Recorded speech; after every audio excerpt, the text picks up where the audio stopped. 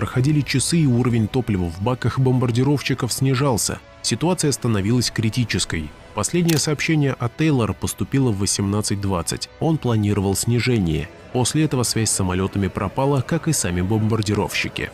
Сразу после исчезновения бомбардировщиков начались их поиски. Более 300 самолетов и 21 судно прочесали Атлантический океан и Мексиканский залив. Несмотря на масштабы операции, никаких следов бомбардировщиков или членов экипажа обнаружено не было. Одной из главных версий произошедшего остается навигационная ошибка. Сообщения лейтенанта Чарльза Тейлора о неисправностях компаса и дезориентации наводили на мысль, что самолеты сильно отклонились от намеченного